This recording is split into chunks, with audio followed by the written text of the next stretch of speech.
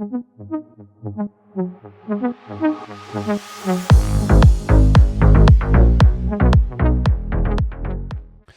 guys, welcome back to the channel. So today I want to watch with you guys, we're going to review what Mitchell Hooper said about World's Strongest Man recently when he was on with Loz and Liz. So guys, let's get straight into this. Here saying that they were really happy to see Mitch be really real about World's Strongest Man on his overhead live.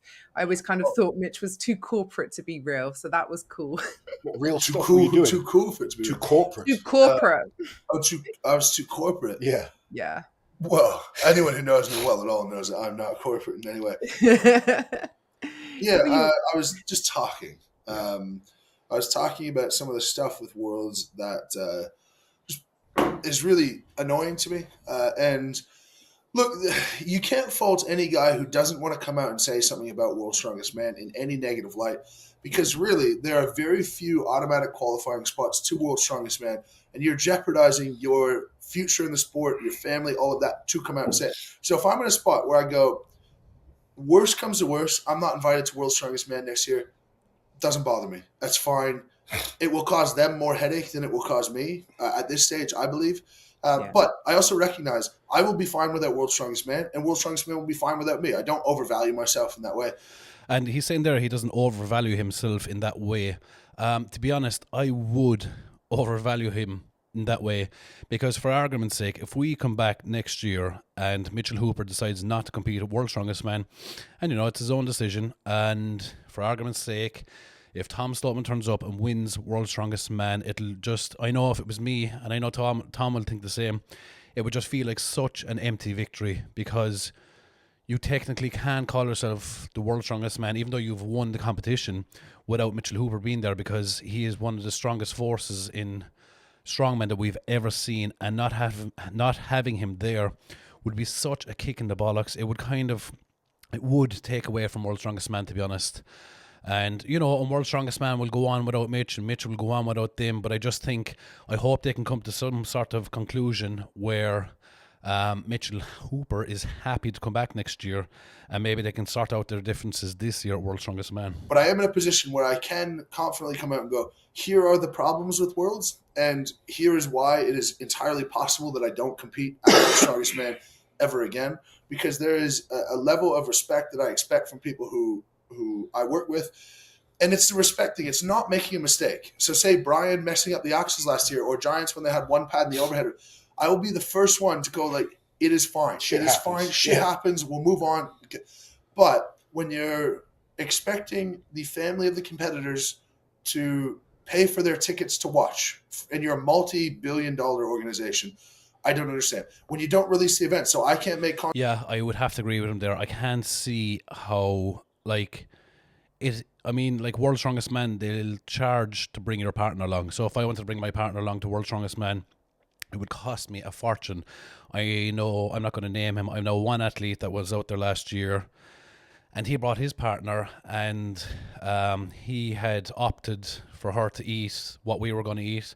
And I think it was costing him to feed her, it was something crazy, like $1,500. And that being said, and I can't lie about it, the food was not great. It was powdered eggs. It was just, the food was really bad. And that's a small problem that can be fixed, is like getting decent food. And I know from someone else that told me that the food that they supply at World's Strongest Man is something ridiculous. Like, I was told a figure, I couldn't believe it. I don't know if it's true or not, but it came from someone that was there. And it costs like $200,000 for the food, and I just don't know where that number comes from. Is that the food company just riding IMG because they can, because it's a multi-million, as he said, multi-million-dollar company? And I just don't understand it, because for argument's sake, there was 30 athletes. You'd imagine there was 70-ish staff there. I don't know, maybe there's more or less. Call it 100 people a day for 10 days, okay? I just think 100 people per day, if they ate $100 per person, which, it shouldn't cost much more than that or much less than that. especially when you're buying in large quantities of food. So if it costs €100, $100 per person per day, and there's 100 people there, that's 10,000 a day for 10 days. That's 100,000 on food, and I can't see how 100,000 wouldn't suffice for 100 people for 10 days. And just that's even an astronomical number for food, 100,000. But anyway, move on. Content, no one can make content. You guys can't promote it.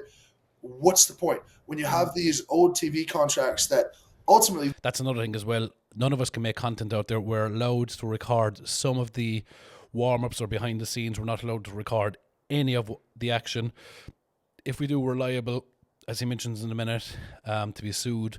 Now, I don't think it would ever come to that, to be honest. I think what would happen in that state is if you did record yourself lifting, or you recorded one of your friends and you uploaded it, you'd be asked to remove it. And I think then if you refused to remove it, then that's probably when the court proceedings would happen. The production is terrible. I don't know anyone who actually likes the end production of World's Strongest It's Man. horrible.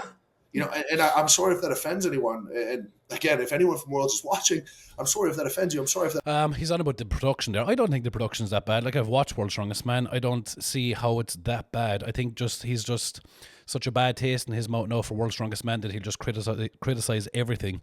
The in production isn't that bad. It's on a contract, and I think that contract is like a massive ball and chain for World's Strongest Man. It's, speaking to someone yesterday, it's a 50-year-old contract.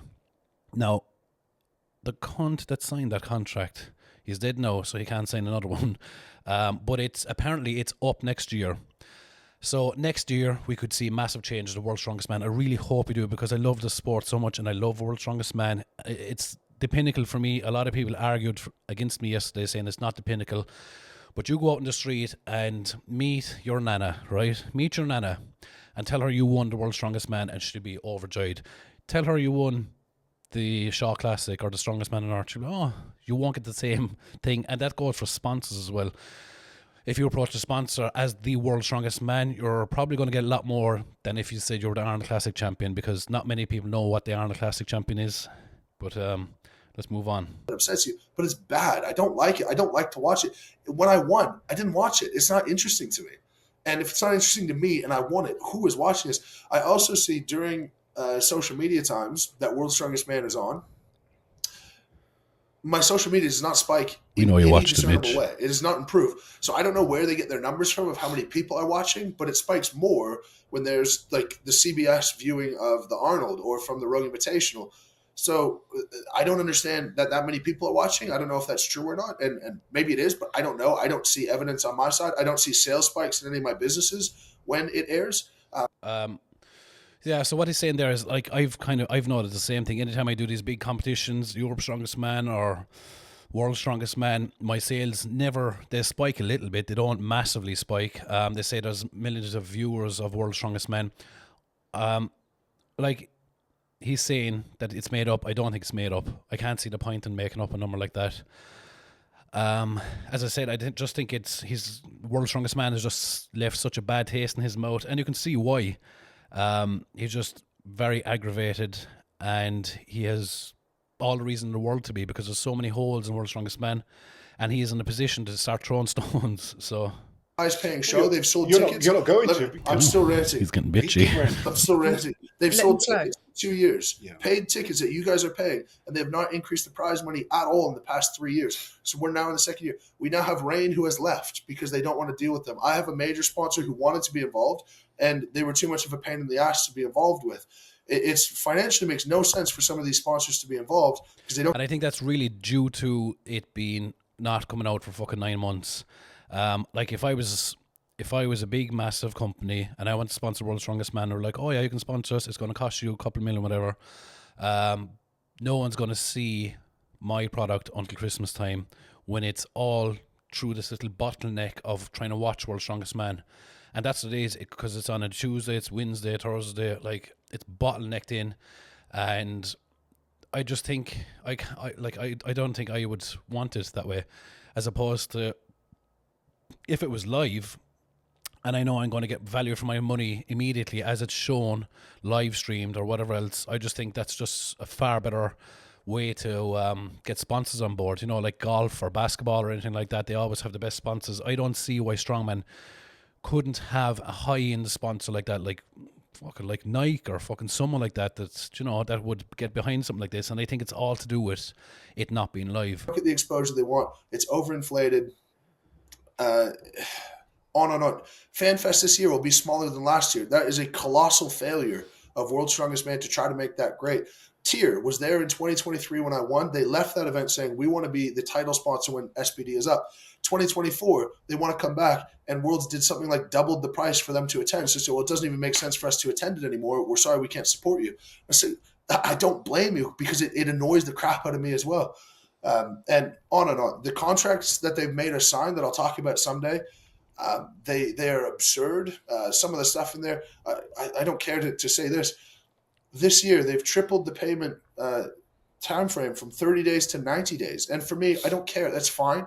But for a guy who's coming here from somewhere overseas, they work a normal job. They're bringing out a couple of family members who have to pay for their own tickets. And then that guy comes 5th or 6th in his group. He makes several $100s to take a week off of work to fly across the world, to fly his family across the world, for them to buy their tickets. And you're telling me that you can't pay that guy within 3 months? The average show pay time frame is, I would estimate, to be 5 or 6 days. Giants being 2, Arnold's being 3, Rogue Invitational, there was a week and a half or so this year.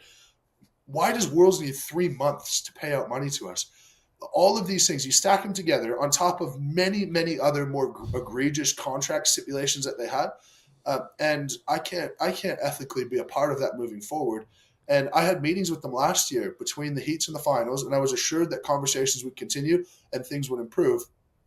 They took things out of the contract that were just completely untrue, i.e., if you release your participation in the event, you are liable for material damages, which could be millions of dollars that they release as well, and we collaborate and we're in breach of contract because of it. Yeah, I think what he's saying there is, like, that's an extreme thing to happen. I couldn't ever see that happening where you're going to get sued for millions of dollars because of you releasing yourself into participation of the event or doing an event. I think what would happen there is Worlds will contact you, please delete it, or we'll be taking further action. So you'll get a warning. Like, they're not going to sue you because you brought out a video or released some information. I don't think so anyway. I could be wrong. Took out stuff like that, but then they tripled the payment time frame inexplicably. And so this constant disrespect, and if I am vocal about it, you guys know how many athletes read the rules, never mind read their contracts. If I can be the person to read the contract and bring light to some stuff that is absolutely ridiculous, then I'd love to be that person. And frankly, I have more respect for the title. If someone told me in 10 years' time, I won World's Strongest Man or I won Strongest Man on Earth, I have more athletic respect for the person who won Strongest Man on Earth than World's Strongest Man. And as much as he's talking about their athletic respect, right? Which, to be fair, the only person that would see it from that respect is an athlete or someone that's like a super fan that follows everything, that knows what happens at World's Strongest Man event-wise and at Arnold's Classic. But as an outsider, World's Strongest Man will always topple Arnold's, Rogue, Strongest Man on Earth. It always will. I think the only ones that will see otherwise are, like I say, like the fans, super fans and athletes, to be honest. World's Strongest Man is the title, and it is the most important title right now. If this continues, it's only a matter of time. Yeah, it won't be the most. Yeah. You're 4th highest paying. You are, in my opinion, the worst run. The other comps have definitely leveled up. Yeah. And unfortunately, Worlds hasn't. It felt like it was for a small period, and it just feels like it's taken a big step backwards. And here's why I speak about it publicly, and this is the biggest problem. If I have a problem at Giants Live, I call Darren. Darren, I have a problem with this. What's the deal? What's going on? And I've never had a problem with any other show other than just talking about rules and what I don't understand, rules, stipulations. Otherwise, treatment's been great. I have a problem at the Arnold, I call Jan Todd. I have a problem at the Rogue Invitational, I can call Katie Henniger. I have a problem at World's Strongest Man. I don't know who to call. I don't know who's in charge of anything. And that's probably one of the biggest things with World's Strongest Man is there's so many people that could be in charge. Off the top of my head, I know 4, maybe 5 people that's in charge of World's Strongest Man. And see, when stuff like that happens, when you have too many chiefs in charge, this is what happens, and it's just a lot of shit. So I do think there should be like one person in charge. Maybe that's something that'll be sorted out in the next year when that contract with CBS ends. That contract with CBS, by the way, is worth $2 million a year, and it's hard to see where that money goes. I think a lot of it is wasted on, like he says in the second here, that there is, like, they have these meetings where there's like 10 people, and the meeting is about where to place the bin. Do you know? There's just small things like that they could clean up and just put the fucking bin alongside somewhere. Do you know? It's not that big of a deal. So I just think they're like, you could do what an Elon Musk and go in and just get rid of the staff that are kind of dwindling, hanging around and not doing much. Like, if you compare it to Giants Live, Darren Sadler does the job of probably 15 people at World's Strongest Man, because Darren does the athlete selection, event selection, deals with all the athletes' questions. If any athlete wants to try out, they come to his house. So he does a lot of jobs. And I just think if Darren, and obviously I'm going to be biased with Darren because obviously I'm friends with him. If Darren took charge of World's Strongest Man, I think it'd be a great move for World's Strongest Man as a whole, because we see what he can do with Europe's Strongest Man or Britain's Strongest Man, and how he's taken, even if you go back 5 years ago to see what Darren has done and Colin has done with Britain's Strongest Man or Europe's Strongest Man. You look at Europe's 5 years ago compared to what it is now, it's always come on, or even longer, probably longer than that. Like it wasn't that long ago when Europe's and Britain's Strongest Man was inside in the car park, and now it's this massive production, you know. And I think if Darren was handed the keys of World's Strongest Man, that's what we'd be looking at in 5 or 10 years. And I think that's what needs to happen, where there's one fella in charge, one fella that knows what he's doing. And I just think it'd be so good for World's Strongest Man, because it is the pinnacle. It just needs to prove that it's the pinnacle, do you know? I hardly know anyone on the team. All I know is that their email ends in @IMG, and that's someone who's involved with World's Strongest Man. It's impossible to decipher and figure out. And then you bring up a problem and say, okay, we'll have a meeting on that. And they'll get 10 people in the room for a meeting about where the athlete tent is going to be, or just some sort of nonsense. And anyway, I'm at my wit's end with it from a respect point of view, not from anything else. The show could go horribly. Anyone could run a show and it could suck or whatever. It's fine. It's fine. It could even be unfair, and the reffing could be unfair. And you could pick bad refs. I don't care. It's sport. It happens. Disrespecting the people who make you the money that you make is a major problem in my eyes. Yeah. And that's what he had to say. And like, you can't really disagree with a lot of what he says. A lot of what he says is basic common sense. And Mitchell Hooper is talking about not coming back to World's Strongest Man. Mitchell Hooper, if you watch this, please don't do that. We'll try and make things better for you. Hopefully, when this contract ends with CBS, that a lot of good things will happen. Then I just think that with the CBS contract hanging over them, that they're kind of dictated by that contract. The things like having, like with World's Strongest Man, if they do 2 or 3 events a day, one is at like 8 o'clock in the morning, the next one's at 1 o'clock in the day, the next one's at 5 o'clock, and I just think it's such a waste of time. And I think that's all due down to recording and equipment and just fucking big massive cameras, which, by the way, so like these, I don't, like, for anyone that's been to World's Strongest Man, obviously if you only watch it on TV you won't see it, but they have these like 2 camera towers that just kind of record a lot of it. And I was speaking to someone yesterday, and they cost $250,000 just to have them sitting there. I just think there's so many parts of World's Strongest Man that could be money saving, and the money could be put back into the athletes if they want to bring a partner, or even if you just made an allowance for one person per athlete.